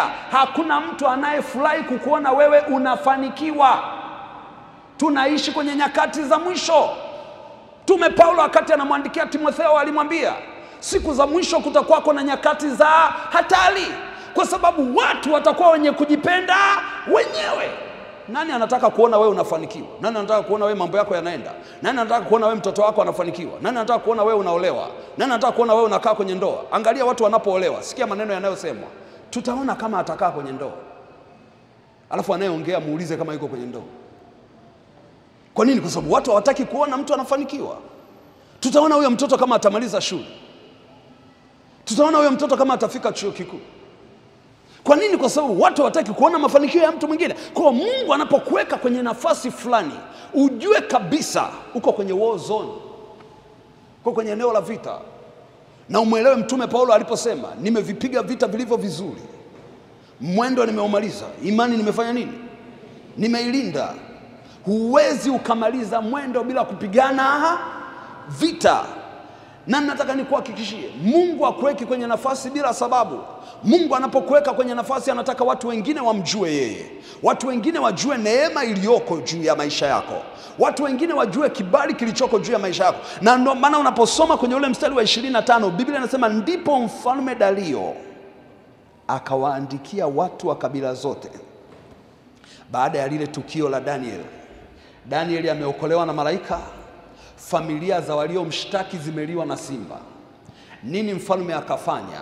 Maandiko yanasema ndipo mfalme Dario akawaandikia watu wa kabila zote na taifa zote na lugha zote waliokaa juu ya uso wa dunia, amani na iongezeke kwenu. Mimi ninaweka amri ya kwamba katika mamlaka yote ya ufalme wangu watu watetemeke na kuogopa mbele za Mungu wa Danieli, maana yeye ndiye Mungu aliye hai, adumuye milele, na ufalme wake ni ufalme usioharibika, na mamlaka yake itadumu hata mwisho. Watu wote watetemeke mbele ya Mungu wa Danieli. Watu wakatetemeke mbele ya Mungu wako, maana atakuwa amekutetea, atakuwa amekuinua, atakuwa amekusaidia, atakuwa amekufanikisha. Watu wakatetemeke, watu wakaogope. Baada ya Bwana kukuonekania kwenye hiyo biashara, majirani zako wakatetemeke. Kwa hiyo neema inayoendelea kuachiliwa ndani yako, baada ya Bwana kukutetea kwenye hiyo ofisi, wale unaofanya nao kazi wakatetemeke kwa Mungu wako, waseme hatujawahi kuona Mungu anayetetea mtu namna hii. Hata tulipompeleka kwa wachawi, bado wachawi hawakufua dafu, maana Mungu wake alimsaidia. Hata tulipologa hicho cheo, bado alikalia hiyo nafasi, maana Mungu wake alimsaidia. Hata tulipomfitini, hata tulipomwekea mitego, hakuna mtego uliomnasa, maana Mungu wake alimsaidia. Watu wakatetemeke. Hiyo ndio neema ninayokuombea jioni ya leo. Kila mtu akamwogope Mungu unayemtumaini. Watu wakamtafute mchawi wako, wakatafute nguvu zako, wakatafute asili ya neema iliyoko kwenye maisha yako. Saa Bwana anapokurudisha kwenye nafasi, Kila kitu ambacho hakikudhaniwa kinawezekana, huwa kinawezekana tena. Unisikilize mtoto wa Mungu. Biblia inasema Mungu anamuinua mnyonge kutoka kwenye mavumbi, anamketishaga pamoja na wakuu. Unaelewa maana ya mavumbi? Mavumbi ni mahali ambapo wanakaa funza. Mavumbi ni mahali ambapo kila mtu amekudharau, mahali ambapo kila mtu amekuona hauna maana. Inawezekana uko kwenye hiyo level. Sikiliza mtoto wa Mungu, Bwana akikurejesha kwenye nafasi, nataka nikuhakikishie, kila mtu aliyekuwa akusalimii mara ya kwanza ataanza kukusalimia. Kila mtu aliyekuwa akukumbuki ataanza kukukumbuka. Kila mtu aliyekuwa akuoni ataanza kukuona. Kwa nini? Kwa sababu kuna kitu Bwana amefanya. Mkumbuke Yabesi, alikuwa na maisha ya kawaida, tena yalikuwa yamejaa huzuni, lakini siku alipogundua iko neema inaweza ikatafutwa kwenye madhabahu ya mbinguni, anasema nikamlingana Mungu wa Israeli, nikamwambia Bwana, iko baraka inayohusu maisha yangu, hata kama sina hata 10, lakini iko baraka inahusu maisha yangu. Akamwambia Bwana, ninajua ninayo neema ya kuongezeka, hata kama leo sina kitu chochote kinachoongezeka, ninajua hujaniumba namna hii. Kuna vitu vinaweza kuongezeka kwenye maisha yangu. Saa kati anaomba, hakuna anayemthamini, hakuna anayemuelewa, hakuna ambaye yuko karibu naye. Akamwambia Bwana, lau kwamba mkono wako ungekuwa pamoja nami. Ninajua mkono wako hauko pamoja nami. Ninajua nina struggle, ninahangaika, kila kitu ni kigumu, lakini sivyo ulivyoniumba wala sivyo ulivyonitengeneza. Ninajua leo mkono wako ukija juu yangu, historia yangu inabadilika, mifumo ya kiuchumi inabadilika. Lau kwamba mkono wako ungelikuwa pamoja nami. Ninajua sivyo ulivyonitengeneza, sivyo ulivyoniumba. Leo nirudishe kwenye nafasi, niketishe kwenye nafasi. Akamwambia Bwana, ninajua ninakutana na uovu wa kila aina. Nikipata hela kidogo zinaibiwa, nikinunua simu inatapeliwa, nikijaribisha kuvaa nipendeze, hata hiyo nguo inaliwa na panya. Haitakiwi nipendeze, haitakiwi nionekane. Uovu ni sehemu ya maisha yangu. Lau kwamba ungeniondolea uovu, ungeniondolea ubaya, Bwana, niketishe kwenye nafasi. Biblia inasema naye Bwana akamjalia hayo aliyoyaomba. Leo Bwana akakujalie katika jina. Leo Bwana akakujalie katika jina la Yesu. Leo Bwana akakujalie katika jina la Yesu. Leo Bwana akakujalie katika jina la Yesu. Leo Bwana akajibu katika jina la Yesu. Kama Mungu alimkumbuka Yabesi, ambaye maisha yake yote yalikuwa ni huzuni, wewe hauna level ya Yabesi. Maisha ya Yabesi yote yalikuwa ni mateso. Maisha ya Yabesi yote yalikuwa ni mahangaiko. Maisha yake yote yalijaa uchungu. Lakini alipong'ang'ana na Mungu wake, akamwambia Mungu, hujaniumba hivi. Mungu, hujanitengeneza hivi. Niko tayari kukaa kwenye gharama ya kutafuta uso wako. Niko tayari kukaa kwenye gharama ya kutembea kwenye nguvu zako. Niko tayari Bwana. Biblia inasema Bwana akamjalia. Jina la Yesu libarikiwe. Wangapi wanataka kuona Bwana anawajalia jioni ya leo? Jina la Bwana Yesu libarikiwe sana. Mimi sijui kiwango ulichopo, lakini najua Mungu anataka kukupeleka mahali pengine. Ninajua hiyo neema iko juu yako leo. Ninausikia huo utukufu wa Mungu, na ninasikia hiyo nguvu ya Mungu kwa ajili yako. Wengine mmetupiwa magonjwa ili tu msikae kwenye nafasi. Wengine mmesemewa maneno mabaya ili tu msikae kwenye nafasi. Huo ugonjwa utaondoka leo katika jina la Yesu. Hilo vazi la uovu litakuachia leo katika jina la Yesu. Maana Bwana anaenda kukurudisha kwenye nafasi. Wengine mmetolewa sadaka kuzimu ili tu usikae kwenye hiyo nafasi. Siku ya kesho nitakueleza viashiria vinavyoweza kukusaidia ukiwa umeondolewa kwenye nafasi. Wengine unakuta umefanyiwa kafara, umefanyiwa ibada. Wameenda kabisa, wamefanya ibada kukutoa wewe kwenye nafasi. Kwa siku zote wewe utakaaga kwenye hiyo nafasi. Nataka nikuhakikishie, nguvu ya Mungu inaposhuka, zile madhabahu zao huwa zinaporomoka. Zile ibada zao huwa zinaanguka, kwa sababu ni kitu cha ulimwengu wa roho. Mahali popote ulipo, tukisemesha nafsi yako, kokote waliko ikamata, huwa haiwezi kuendelea kukaa pale, huwa inaondoka. Kwa haijalishi wapi wamekamata nafsi yako, tunapoachilia moto na damu ya Yesu, popote nafsi ilipokamatwa, uwe inaondoka. Uwe inaondoka. Na nafsi yako ikiondoka mahali ilipozuiwa, milango yako inafunguka. Nimeona Mungu akifungua milango ya watu ambao nafsi zao zilishikwa, nafsi zao zilikamatwa.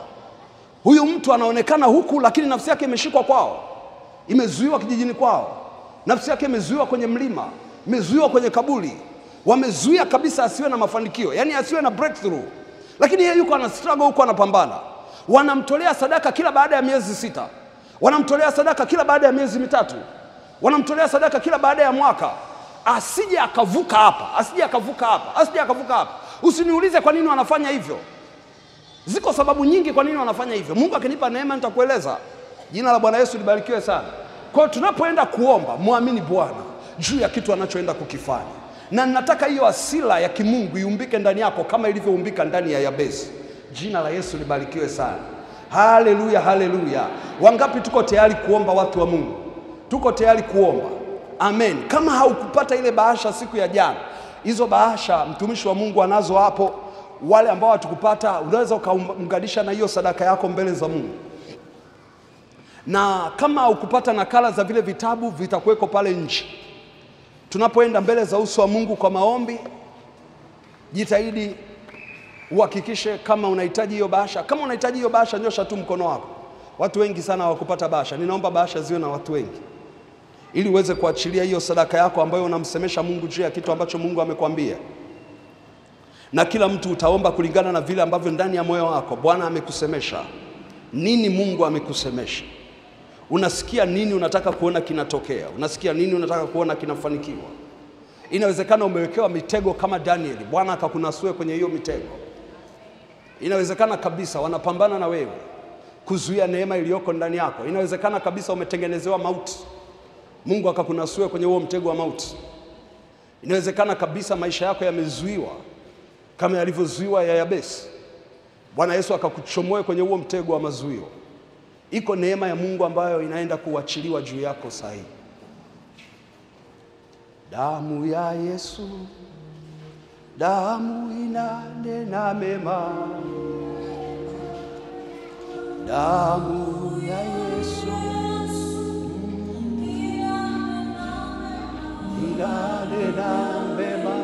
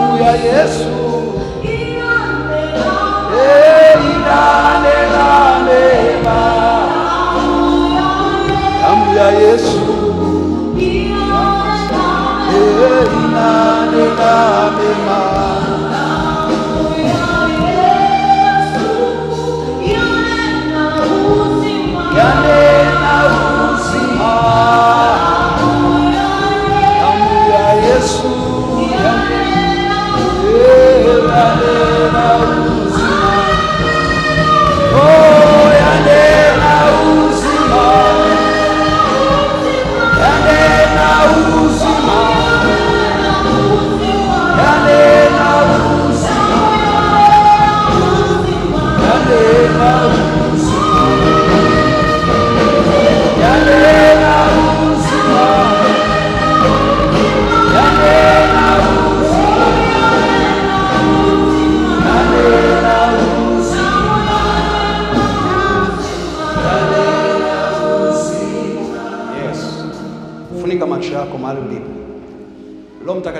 nasemesha kitu hapa. Kuna watu wanataka msaada wa Mungu kabisa, lakini hawana haki ya kuwa watoto wa Mungu. Na Roho Mtakatifu anasema nataka kwanza niwape haki ya kuwa watoto wangu, ili ibilisi asiwazuie. Unajua hujampa Yesu Kristo maisha yako. Nataka nikuombea hapo hapo ulipo kabla tujaingia kwenye maombi ya watu wote. Yesu Kristo sio mwokozi wa maisha yako. Biblia inasema wote waliompokea aliwapa uwezo wa kufanyika kuwa watoto wa Mungu. Na hao ndio wale waliaminio jina lake. Ikiwa tumefunika macho, unasema kabisa nataka hiyo haki ya kuwa mtoto wa Mungu. Ili ukisema kwa jina la Yesu, mamlaka zinazokuzuia zisiwe na uhalali juu ya maisha yako. Sije ukasema kama watoto wa Sekao, kwa jina la Yesu anayehubiriwa na Paulo, bilisi atakuwa na sababu ya kukushambulia. Lakini natamani wote tunapoenda mbele za uso wa Mungu kusiwe na kitu kinatushtaki. Na kama unajua kuna namna yote ulirudi nyuma kwenye maisha yako, nataka nikuongoze maombi hapo hapo kabla tujaingia kwenye haya maombi ya moto ya watu wote.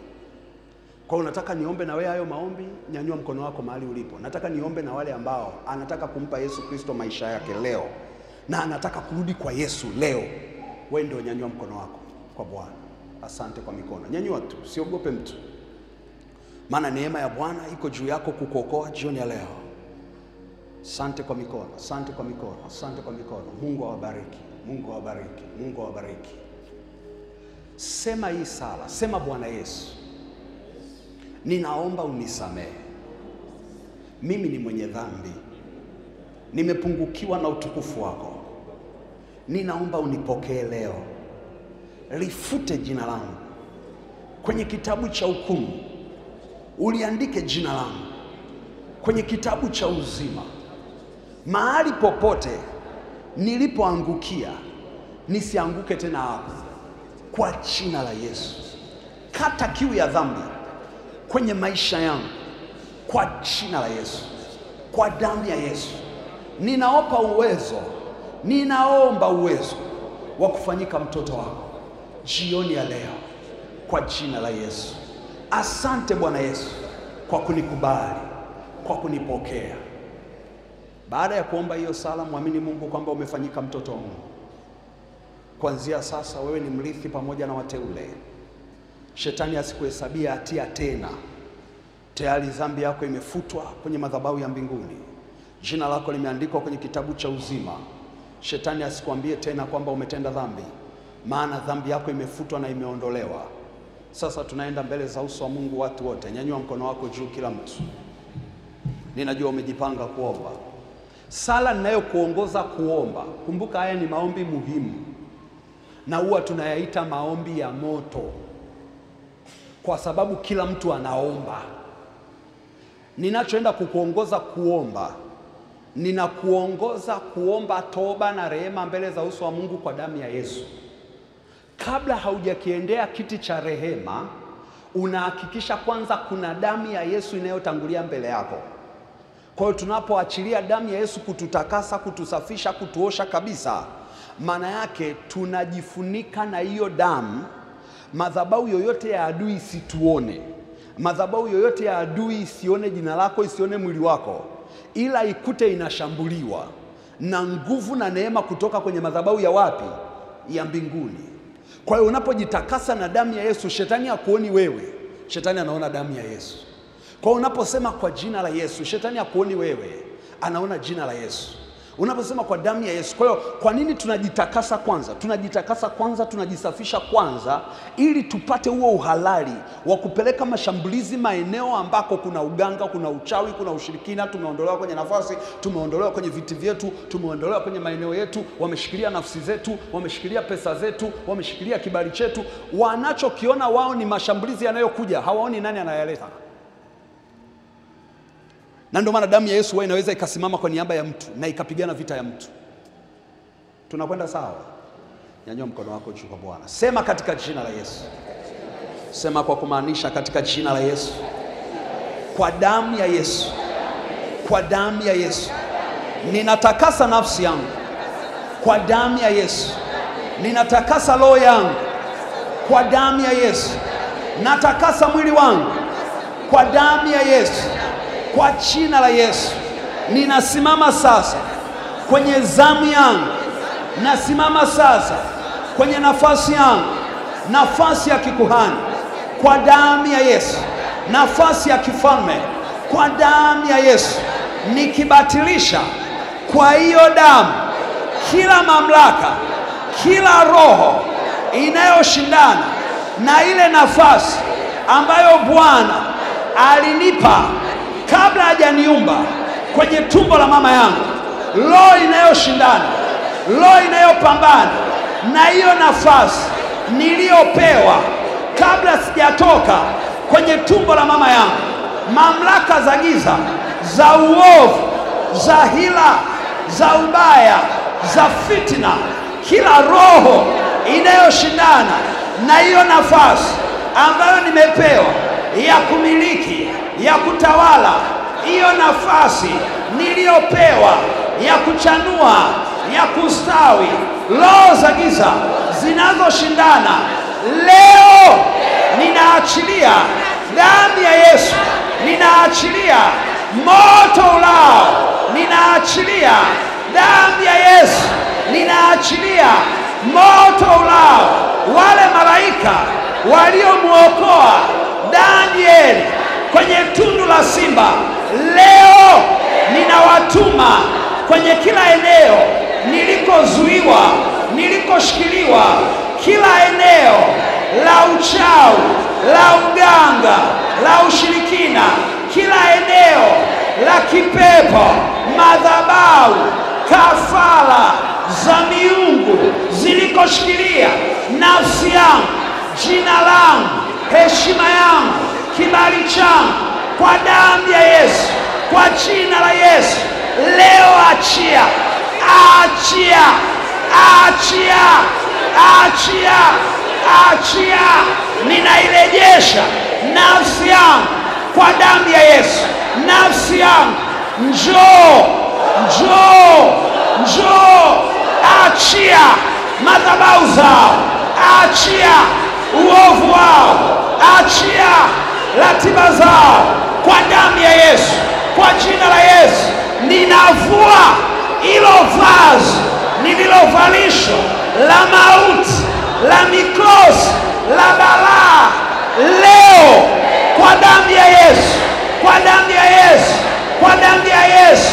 Ile nafasi niliyoondolewa, leo ninarudi, ninakalia kile kiti nilichoondolewa kwa damu ya Yesu, kwa damu ya Yesu, kwa damu ya Yesu, kwa damu ya Yesu. Roho za uchawi, achia jina langu, achia nafsi yangu, achia fedha zangu, achia nyota yangu kwa damu ya Yesu. Roho za ushirikina, roho za uganga, achia leo. Nyie maadui, achia jina langu. Ninawaangusha, ninawaondoa kwenye hiyo nafasi, ninaachilia hiyo radi, huo moto, na damu ya Yesu, na damu ya Yesu. Leo mkatetemeke mbele ya Mungu wangu. Leo, leo, leo, leo, leo, madhabahu za giza, achia, achia, achia, achia, achia, achia kwa damu ya Yesu, kwa damu ya Yesu, kwa damu ya Yesu, kwa damu ya Yesu, kwa damu ya Yesu. Achia jina langu, achia mali zangu, achia kibali changu, achia nyota yangu, achia kwa damu ya Yesu, kwa damu ya Yesu, kwa damu ya Yesu, kwa damu ya Yesu. Huo ukuta niliowekewa mbele yangu, bomoka, anguka. Hilo zuio nililowekewa mbele yangu, achia, achia. Hiyo sadaka iliyofanyika kwa miungu, kwa wachawi, kwa waganga, achia, anguka, achia, anguka. Endelea kuachilia moto ulao. Ninaona ninaona hizo kuta zinaanguka kwenye ulimwengu wa roho. Nimeona watu wanavushwa, nimeona watu wanavushwa, nimeona watu wanapelekwa hatua nyingine, nimeona hizo kuta zikianguka. Ndio zinabomoka kama mahindi yanapukuchuliwa, hizo kuta zinabomoka. Reposekerenelebosaka. Ndio, tumia moto ulao, tumia damu ya Yesu, tumia moto ulao. Agiza malaika, wale malaika wanaowatetea wateule. Ndio. Wewe mamlaka za giza, achia huyu mama, achia huyu binti, achia huyu kijana, achia huyu baba, achia huyu mtoto. Wewe pepo uliyepata mlango, toka achia. Wewe pepo uliyetuma kwenye nafasi, wewe pepo uliyetuma kwenye kiti ili asiongezeke, ili asistawi, wewe roho za giza uliyetuma ofisini, ilizi zilizopandikizwa kwenye ofisi, leo tunaharibu nguvu zenu. Ni kama radi. Ndio. Ninamwona mganga wa kienyeji anakimbia. Ndio. Huna mamlaka, ulimshikilia mpakwa mafuta, ulimshikilia mteule. Ndio, leo madhabahu yako inaanguka. Ninaona anahangaika. Walikupeleka kwa huyo mganga, anahangaika, maana moto unampiga. Ndio. Anguka wewe roho ya kuzimu, achia. Anguka wewe roho ya giza, ulizuia mikono yake, ulizuia kibali chake, ulizuia jina lake, ulizuia nafasi yake, ulizuia heshima yake. Ulifikiri umempata. Leo Bwana anamfungua, leo Bwana anamweka huru. Ndio, ninaona minyororo inaanguka.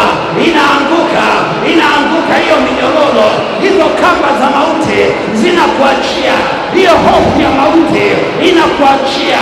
Walimpandikiza roho ya hofu, inakuachia leo. Bwana anakurejeshea ujasiri wako, anakurejeshea nguvu yako, anakurejeshea heshima yako. Endelea, mwambie Bwana, mwambie kwa habari ya watoto wako, kwa habari ya mume wako, kwa habari ya nafasi yako, kwa habari ya nafasi ambayo amekuambia, kwa habari ya njozi aliyokupa. Hiyo njozi inaenda kutimia. Walikuondoa kwenye nafasi, Bwana anakurejesha.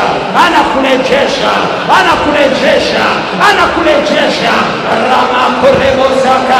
Endelea kuomba. Ninaona mtu anaondolewa mavazi machafu, hayo mavazi machafu yanaondoka.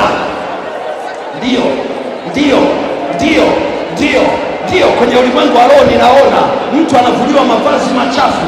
Ulivalishwa mavazi machafu, ndio, kwa moto na damu ya Yesu. Hayo mavazi yanaachia, hayo mavazi ya kipepo, hizo roho za mikosi, hizo roho za balaa zinaachia. Hiyo roho ya kukataliwa inakuachia. Kila mahali ulikuwa ukubaliki, leo wanakukubali tena, wanaenda kukukumbuka tena. Kazi zako zinaenda kupata kibali tena, kazi zako zinaenda kupata kibali tena, kazi zako zinaenda kupata heshima tena, kazi zako zinaenda kupata heshima tena. Ulikuwa upati tena, upati wateja. Sikia sauti ya Bwana. Kaskazini imeambiwa itoe, kusini imeambiwa isizuiwe, mashariki imeambiwa itoe, magharibi imeambiwa isizuie. Renderebosaka. Wewe kaskazini ya mama huyo, achia.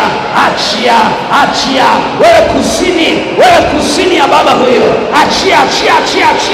achia kwa damu ya Yesu. Ndio. Kuna nguvu za Bwana zinapita.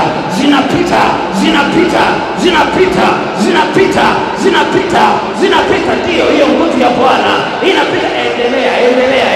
Endelea. Achilia hiyo nguvu ya Bwana, achilia hiyo nguvu ya Bwana. Bwana anakurejeshea. Kibali chako kinarejeshwa mara. Ninaona jina la mtu linaandikwa kwenye ubao. Walikuwa wamelifuta jina lako. Roho Mtakatifu ananionyesha kidole kinaandika jina lako tena. Rendelebo sakarabakoria, hilo jina lililofutwa, hiyo heshima iliyofutwa, hicho kibali kilichofutwa, leo Bwana anarejesha, anarejesha, anarejesha. Ndio ninaona mtu anaponywa utumbo. Ulikuwa una shida kwenye utumbo, ninaona nguvu ya uponyaji inapita. Ninaona mtu anafanyiwa operation ya tumbo, operation ya tumbo, operation ya tumbo. Wako malaika wanafanya operation saa hii, wanafanya operation saa hii. Au kuomba kwa habari ya mirija yako ya uzazi, Bwana anaifungua, anaifungua, anaifungua. Ndio, ndio, ndio, endelea kuomba. Nguvu za Bwana zinapita, zinapita, zinapita, zinapita, zinapita, zinapita, zinapita. Ndio, ndio, ndio, ndio, ndio, ndio, ndio, ndio, ndio. Hayo mapafu yalikuwa hayako sawa sawa, ninaona Bwana anayarejesha, anayarejesha, anayarejesha, anayarejesha. Randarabakoreboseke repokorobosaka, moto na damu ya msalaba, moto na damu ya msalaba, moto na damu ya msalaba, moto na damu ya msalaba, moto na damu ya msalaba. Ndio, ndio, ndio. Kila mtu nyanyua mikono yako ukiwa unaendelea kuomba. Nyanyua mikono yako. Ninasikia nguvu za Mungu zinapita kwenye mikono. Ninasikia nguvu za Mungu zinapita kwenye mikono. Ninasikia nguvu za Mungu zinapita kwenye mikono. Mkono wako wa kulia ni lango lako la sifa. Mkono wako wa kushoto ni lango lako la utajiri na heshima. Mungu ananiambia ninapitisha nguvu zangu juu ya hii mikono. Chochote kilichokuwa kimezuiwa kwenye hiyo mikono, chochote cha baraka, chochote cha mafanikio, chochote cha kustawi, Bwana amesema atabarikia kazi ya hiyo mikono. Kila kilichozuiwa kwenye mikono yako, kila kilichoshikiliwa kwenye mikono yako, kila kilichokamatwa kwenye mikono yako, hiyo nguvu ya Mungu inapita saa hii, inapita saa hii, inapita saa hii, inapita saa hii. Hayo mapepo yaliyotumwa kuharibu neema ya mikono yako, hayo mapepo yaliyotumwa kuharibu kibali cha mikono yako, ndio leo yanaachia. Pepo, achia mikono, achia mikono, achia mikono, achia mikono, achia mikono, achia mikono. Wewe roho za giza unayezuia neema ya hii mikono, wewe mamlaka za kuzimu unayezuia neema ya hii mikono, inaua badala ya kuisha, inafisha badala ya kuisha, leo ninaifufua, ninafufua kazi ya hii mikono, ninafufua baraka ya hii mikono, ninafufua mafanikio ya hii mikono, ninafufua kibali cha hii mikono. Hiyo nguvu inapita, inapita, inapita. Ndio, ndio, ndio. Ninaona kuna mikono inaachilia magamba kwenye ulimwengu wa roho. Ninaona kuna magamba yanaachia mikono. Ndio, walikuvalisha kitu cha kipepo kwenye hiyo mikono. Ulikuwa ukishika vitu havisogei, havistawi, haviongezeki. Hiyo nguvu ya Mungu inapita, inapita, inapita, inapita. Hiyo nguvu ya Bwana inapita. Ndio, ndio, ndio, ndio. Ulivalishwa pete ya kipepo wakakuzuia usiolewe. Sikia sauti ya Bwana, hiyo pete inaachia, inaanguka. Chochote walichokuvalisha kwenye mikono kwa njia ya ndoto na maono ya usiku ya kipepo, chochote walichokuvalisha, ndio, ndio, ndio, ndio, ndio, ndio, kinaachia, kinaachia, kinaachia. Chochote walichokuvalisha kwenye mikono, ndio. Pepo, nguvu za giza, pepo, nguvu za giza, toka, toka, toka, toka, achia, toka, achia, toka, achia, toka, achia. Kila walichokifanya kwenye hiyo mikono, kila walichokifanya kwenye hiyo mikono, iko damu ya msalaba, iko damu ya mwana kondoo, inapita, inapita, inapita, inapita. Wewe mamlaka za giza ambaye umeshikilia hiyo mikono, ndio, endelea kuachilia damu ya Yesu, endelea kuachilia damu ya Yesu. Inapita, inapita, inapita, inapita kwenye hiyo mikono. Hiyo damu ya msalaba inapita kwenye hiyo mikono. Ndio, ndio, ndio, ndio, ndio, ndio. Saidia yule pale, saidia yule pale, saidia yule pale, yule mama yule pale, yule pale, mlete hapa, yule amevaa t-shirt nyeusi hapo. Randara, endelea kuomba, endelea kuomba. Kuna operation ya Roho Mtakatifu hapa. Randaraba korebo saka, rapa korebo saka. Endelea kuachilia hiyo damu ya msalaba, hiyo damu ya msalaba, hiyo damu ya msalaba. Kila madhabahu, kila madhabahu ya uharibifu, ya nguvu za giza, kila madhabahu, ndio pepo, nguvu za giza, toka, achia, toka, achia, toka, achia. Ndio, una mamlaka ndani yake. Ndio, achia maisha yake, achia maisha yake. Reposeke, repopopo, repokerebose, achia. Ndio. Wewe mamlaka za kuzimu walichukua nafsi yako kwa njia ya chakula, walichukua nafsi yako kwa njia ya chakula. Leo walichokulisha, achia. Ndio, endelea. Iko damu ya msalaba inapita, hiyo damu ya msalaba inapita, hiyo damu ya msalaba inapita, hiyo damu ya mwana kondoo inapita. Ndio. Leposeke rendelebo saka randa raba koria, msaidie yule pale, ndio. La makorebo saka randa raba koria ndalaba koria reposeke rendelebo koria. Kila roho inayotenda kazi kuzuia hiyo nafasi, endelea kuomba. Huko moto unapita hapa, Ndio. Damu ya Yesu ipite kwenye huo mwili sahihi. Hiyo damu ya msalaba ipite kwenye hilo eneo ambalo wamekuzuia, ipite kwenye hilo eneo ambalo wamekushikilia, ipite kwenye hilo eneo ambalo wamezuia jina lako, wamezuia kibali chako, kwa jina la Yesu Kristo wa Nazareti. Endelea kuomba. Hiyo nguvu ya Bwana inapita juu yako. Ndio. Mamlaka zote za uovu, mamlaka zote za uharibifu, mamlaka zote za mabaya, ziachie nafsi yako, ziachie jina lako, ziachie heshima yako, ziachie kibali chako. Mamlaka zote za uovu, mamlaka zote za giza, ziachie kwa damu ya Yesu. Ndio. Wewe roho za giza, toka, achia kwa jina la Yesu, kwa damu ya Yesu, kwa jina la Yesu.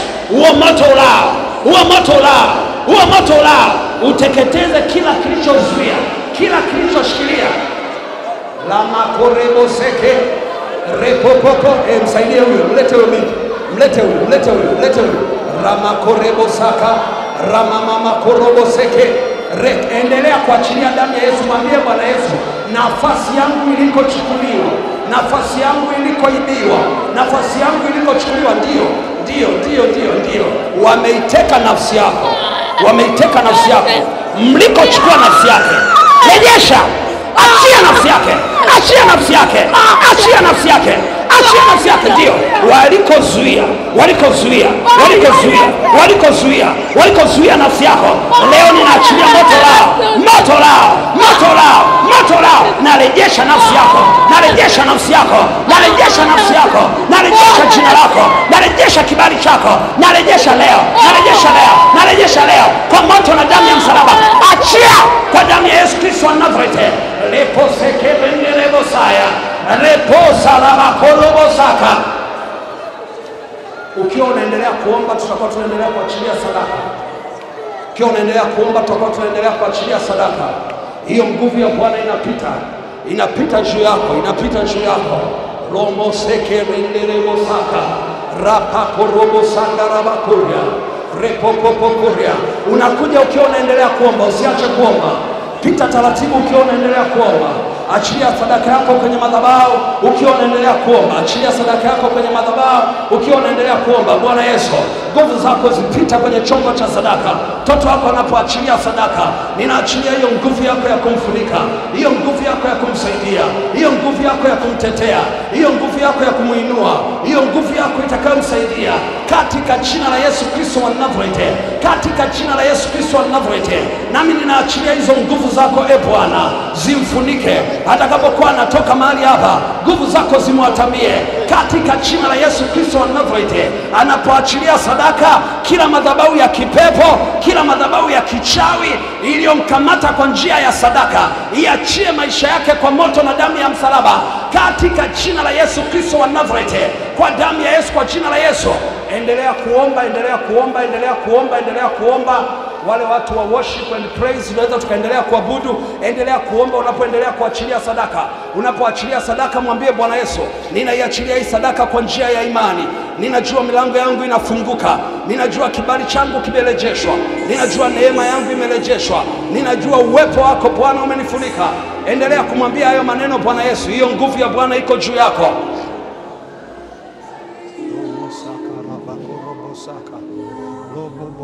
Robo saka.